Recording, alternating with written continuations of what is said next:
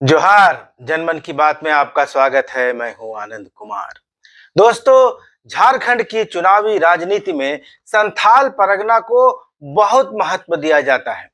कोई भी चुनावी अभियान हो, उसकी शुरुआत आमतौर पर संथाल की धरती से ही होती है। चाहे वह बाबूलाल मरांडी की संकल्प यात्रा हो या हेमंत सोरेन का सरकार आपके द्वार अभियान।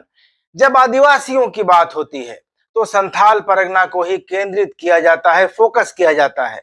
धर्मांतरण की बात चलती है तो संथाल की बात होती है। तो आज हम जानेंगे दोस्तों कि आखिर झारखंड की राजनीति में संथाल परगना को इतनी तवज्जो, इतना महत्व और इतनी इंपॉर्टेंस क्यों दी जाती है। क्या बाकी इलाके उतने महत्वपूर्ण नहीं हैं? क्या वहां विधानसभा लोकसभा की सीटें नहीं हैं? क्या वहां आदिवासी वोटर नहीं हैं? आखिर जेएमएम हो, कांग्रेस हो या बीजेपी, संथाल परगना पर इतना फोकस क्यों है और बाकी क्षेत्रों को उतनी चर्चा और उतना महत्व क्यों नहीं मिलता? क्या वाकई सत्ता की चाबी संथाल परगना के पास है? मैं भी दोस्तों इस वीडियो की शुरुआत संथाल परगना से ही करता हूं। संथाल परगना में 6 जिले हैं: साहेबगंज, पाकुड़, गोड्डा, देवघर, दुमका और जामताड़ा। हेमंत सरकार में मुख्यमंत्री सहित 3 मंत्री संथाल परगना क्षेत्र से ही आते हैं। ये हैं खुद मुख्यमंत्री हेमंत सोरेन, ग्रामीण विकास मंत्री आलमगीर आलम और खेल और युवा मामलों के मंत्री हफीजुल हसन। पूर्ववर्ती रघुवर दास मंत्रिमंडल में भी संथाल परगना क्षेत्र से 3 मंत्री थे: रणधीर सिंह, राज पालीवार और लुइस मरांडी। दोस्तों, झारखंड की सत्ता तक पहुंचने के लिए संथाल परगना क्षेत्र को सबसे महत्वपूर्ण माना जाता रहा है। यह माना जाता है कि इस क्षेत्र के लोग जिस भी पार्टी के पक्ष में होंगे, वही पार्टी झारखंड पर राज करेगी। फिलहाल संथाल परगना में लोकसभा की 3 सीटें हैं और विधानसभा सीटों की संख्या 18 है। लोकसभा की 3 में से 2 सीटें, गोड्डा जो सामान्य सीट है, आरक्षित सीट है, और दुमका जो एसटी रिजर्व सीट है, बीजेपी के पास है, और राजमहल सीट झारखंड मुक्ति मोर्चा के कब्जे में है।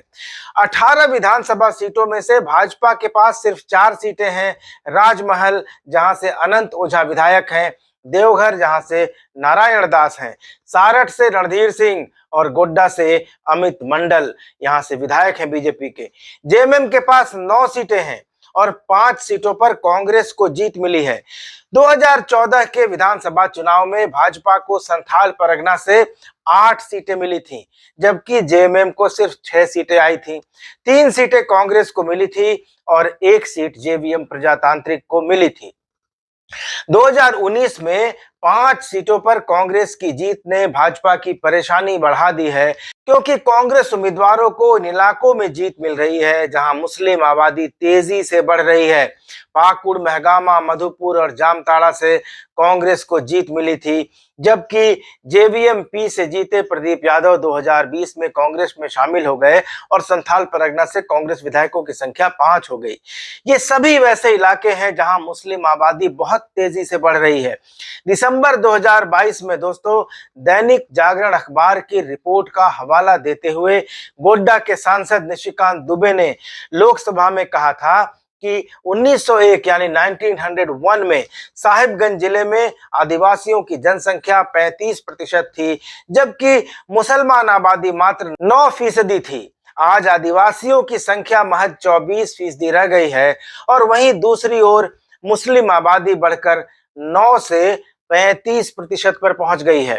निशिकांत दुबे ने कहा कि पूरे राज्य की यही स्थिति है। इस वजह से क्षेत्र की डेमोग्राफी भी बदल रही है। इसलिए भाजपा संथाल परगना में घुसपैठ और धर्मांतरण का मुद्दा दोस्तों जोर शोर से उठा रही है, क्योंकि बढ़ती मुस्लिम आबादी के कारण यहां उसकी सीटों की संख्या में कमी आ रही है और जेएमएम कांग्रेस की सीटें बढ़ रही हैं। और यही कारण है कि जेएमएम हो या बीजेपी संथाल परगना पर ज्यादा फोकस कर रहे हैं। संथाल परगना में पड़ने वाली 3 लोकसभा सीटों में 2 सीटें और 18 विधानसभा सीटों में से 7 सीटें आदिवासियों के लिए रिजर्व हैं, एसटी रिजर्व हैं, और विधानसभा की 1 सीट देवघर सीट अनुसूचित जाति के लिए रिजर्व है। 10 सीटें अनारक्षित हैं। दुमका और गोड्डा लोकसभा सीट बीजेपी के पास है और राजमहल जेएमएम के पास। विधानसभा की 10 अनारक्षित सीटों में से 3 यानी पाकुड़, मधुपुर और जामताड़ा पर मुस्लिम विधायक हैं, आलमगीर आलम, हफीजुल हसन और डॉक्टर इरफान अंसारी। और इनमें से 2 हेमंत सोरेन सरकार में मंत्री हैं, आलमगीर और हफीजुल। जाहिर है यह मुस्लिम वोटों को अपनी ओर करने की कवायद का ही हिस्सा है।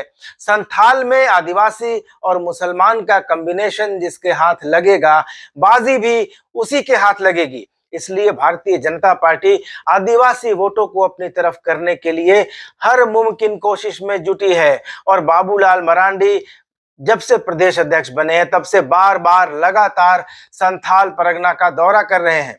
इस साल की शुरुआत में भारतीय जनता पार्टी के पूर्व राष्ट्रीय अध्यक्ष और अभी केंद्रीय गृह मंत्री अमित शाह रैली कर चुके हैं संथाल परगना में, और भाजपा के केंद्रीय नेताओं का भी लगातार संथाल परगना के इलाकों में दौरा हो रहा है। लेकिन दोस्तों, सिर्फ संथाल परगना के आदिवासियों को ही साथ लेने भर से बात नहीं बनेगी। झारखंड में लोकसभा की 5 और विधानसभा की 28 सीटें आदिवासियों के लिए आरक्षित हैं। लोकसभा की 5 में 2 सीटें संथाल में, 1 कोल्हान में और 2 दक्षिणी छोटा नागपुर में हैं। संथाल की 1 सीट पर जेएमएम और कोल्हान की 1 सीट पर कांग्रेस का कब्जा है।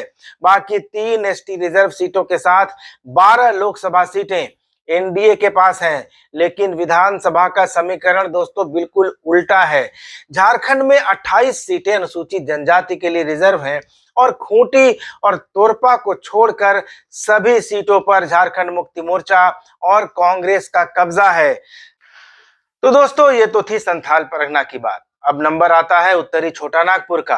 कोडरमा से शुरू होकर बाघमारा विधानसभा सीट तक फैला है।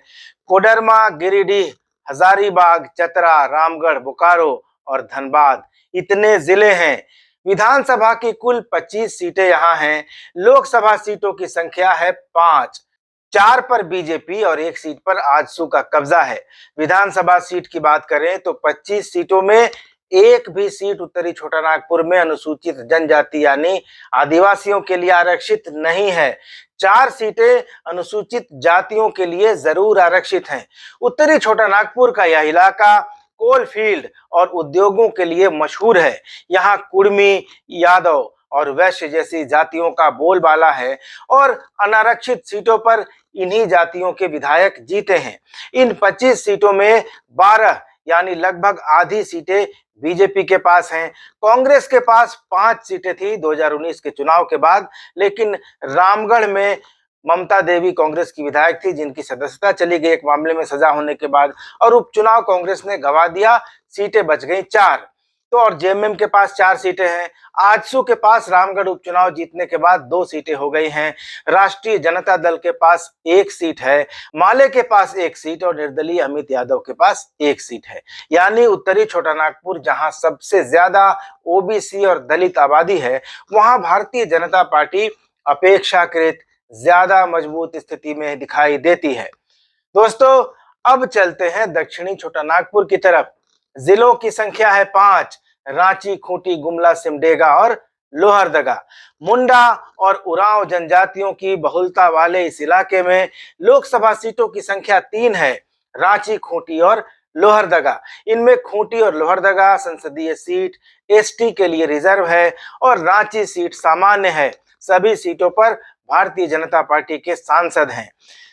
विधानसभा की कुल 15 सीटें इस इलाके में आती हैं। इन 15 में से 11 सीटें अनुसूचित जनजाति के लिए रिजर्व हैं, 1 सीट अनुसूचित जाति के लिए आरक्षित है, जबकि सिर्फ 3 सीटें हटिया, रांची और सिल्ली अनारक्षित हैं। किसी एक प्रमंडल में सबसे ज्यादा सीटें अगर आदिवासियों के लिए रिजर्व हैं तो वो दक्षिणी छोटा नागपुर में ही हैं।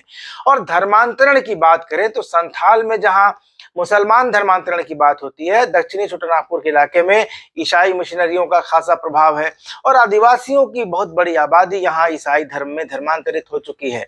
लेकिन यहाँ संथाल परगना जैसी होड़ न बीजेपी में है, न कांग्रेस में है और न जेएमएम में है। 11 एसटी रिजर्व सीटों में भाजपा के पास जो 2 सीटें हैं वो यहीं पर हैं, खूंटी और तोरपा। बाकी की 9 सीटों में से कांग्रेस के पास 5 सीटें हैं और जेएमएम के पास 4 सीटें हैं। 3 सामान्य सीटों में भाजपा के पास 2, और आजसू पार्टी के पास 1 सीट है। अब आते हैं पलामू की तरफ। पलामू में 3 जिले हैं, पलामू, लातेहार और गढ़वा। यहाँ लोकसभा की एकमात्र सीट है जो भाजपा के खाते में है। अनुसूचित जाति के लिए रिजर्व सीट है। विधानसभा की 9 सीटें पलामू प्रमंडल में है। मोटे तौर पर यहाँ का सामाजिक ढांचा बिहार की तरह का है। उरांव, खेरवार और नागेसिया जातियां अधिक पाई जाती हैं। आदिवासियों के लिए इस पूरे प्रमंडल में सिर्फ 1 सीट रिजर्व है, मनिका, जो कांग्रेस के पास है, रामचंद्र सिंह विधायक हैं।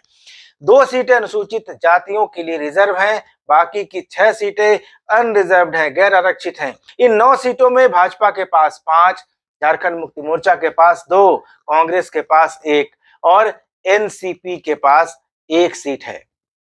और अंत में आता है कोल्हान। 3 जिले हैं, पश्चिमी सिंहभूम, पूर्वी सिंहभूम और सरायकेला खरसावां। लोकसभा की 2 सीटें यहाँ हैं। सिंहभूम सीट पर कांग्रेस की गीता कोड़ा हैं और जमशेदपुर सीट पर बीजेपी के विद्युत महतो। विधानसभा की कुल सीटें यहाँ पर 14 हैं, जिनमें एसटी यानी आदिवासियों के लिए 9 सीटें रिजर्व हैं। 1 सीट अनुसूचित जाति के लिए रिजर्व है, जुगसलाई सीट। सामान्य सीटों की संख्या 4 है। कोल्हान दोस्तों अकेला ऐसा प्रमंडल है जहां भाजपा के पास 0 का आंकड़ा है, यानी 1 भी सीट नहीं है। 14-0 का आंकड़ा भाजपा के पास यहाँ है। इसी कोल्हान ने भाजपा को 2 मुख्यमंत्री दिए, अर्जुन मुंडा और रघुवर दास। मुंडा 3 बार सीएम रहे और रघुवर दास पूरे 5 साल शासन चलाने वाले इकलौते सीएम रहे। लेकिन रघुवर दास के इन 5 सालों के कार्यकाल की उपलब्धियां जो भी रही हो दोस्तों, सबसे बड़ी विफलता यह रही कि इसने भाजपा को कोल्हान में 5 सीटों से 0 पर ला दिया। 2014 के चुनाव में कोल्हान में बीजेपी को 5 सीटों पर जीत मिली थी। इनमें जमशेदपुर पूर्वी से खुद मुख्यमंत्री थे तब रघुवर दास, पश्चिमी से सरयू राय, ईचागढ़ से साधु महतो, पोटका से मेनका सरदार और घाटशिला की एसटी रिजर्व सीट से लक्ष्मण टुडू चुनाव जीते थे। पोटका और घाटशिला एसटी रिजर्व सीटें थी। लेकिन 2019 में सरयू राय का टिकट काटकर जो आत्मघाती कदम रघुवर दास ने उठाया, उसने कोल्हान को कमल विहीन कर दिया। आबादी के लिहाज से बात करें तो कोल्हान में हो, संथाल और भूमिज आदिवासियों की बहुलता है और कुड़मी आबादी के हिसाब से इस इलाके में दूसरे नंबर पर आते हैं।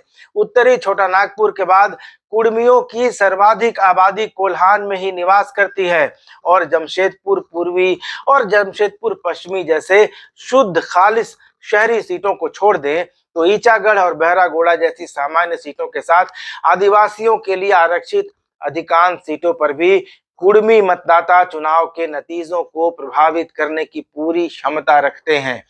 दक्षिण छोटा नागपुर में भी कुड़मी बहुत प्रभावी आबादी है। तो भाजपा को अगर झारखंड की सत्ता दोबारा से हासिल करनी है तो उसे कोल्हान और दक्षिणी छोटा नागपुर जैसे आदिवासी इलाकों पर भी उतना ही फोकस करना पड़ेगा जितना वह संथाल परगना पर कर रही है। उत्तरी छोटा नागपुर और पलामू में भारतीय जनता पार्टी की स्थिति बहुत अच्छी है। इन दोनों प्रमंडलों में कुल 34 सीटें हैं और भारतीय जनता पार्टी के पास इन सीटों में आधी सीटें यानी 17 सीटें हैं। लेकिन 18 सीटों वाले संथाल परगना में बीजेपी के पास महज 4 सीटें हैं। 14 सीटों वाले कोल्हान में उसके पास 1 भी सीट नहीं है और 15 सीटों वाले दक्षिण छोटा नागपुर प्रमंडल में बीजेपी के पास सिर्फ 4 सीटें हैं। यानी 47 सीटों में सिर्फ 8 सीटें इन 3 प्रमंडलों में। जो पार्टी 47 में महज 8 सीटें लाएगी वह किस बूते सत्ता में आने का ख्वाब देखेगी, यह भी एक सोचने वाली बात है। इसलिए संथाल की 18 सीटें जितनी अहम हैं उतनी ही अहम कोल्हान और दक्षिण छोटा नागपुर की 29 सीटें भी हैं जहां भाजपा के पास सिर्फ 4 सीटें हैं। भाजपा को इन दोनों प्रमंडलों में बाकी जाति समीकरण के साथ आदिवासी और कुड़मी का कॉम्बिनेशन बनाना होगा। इन दोनों समुदायों को तरजीह देनी होगी, तभी जाकर भाजपा झारखंड में एक विनिंग कॉम्बिनेशन बना सकेगी।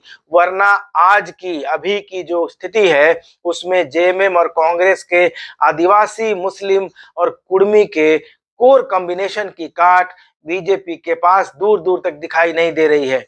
उसको जितनी जल्दी हो सके इस काट की तलाश कर लेनी होगी अगर वो लोकसभा में ज्यादा सीटें, कम से कम अभी जो उसके पास 12 सीटें एनडीए के पास है वो लाना चाहती है, और अगर 2024 के अंत में विधानसभा चुनाव में झारखंड की सत्ता पर वापस काबिज होने का सपना देख रही है तो जल्दी से जल्दी उसे सिर्फ संथाल परगना ही नहीं, कोल्हान और दक्षिण छोटानागपुर पर भी उतना ही फोकस करना पड़ेगा, अन्यथा सिर्फ संथाल के चक्कर में कहीं बाजी हाथ से न निकल जाए। दोस्तों, ये वीडियो आपको कैसा लगा कमेंट करके जरूर बताइएगा। वीडियोस को लाइक जरूर कर लीजिएगा, चैनल को सब्सक्राइब भी करना मत भूलिएगा। अगले वीडियो में मुलाकात होगी, तब तक इजाजत दीजिए। धन्यवाद। नमस्कार।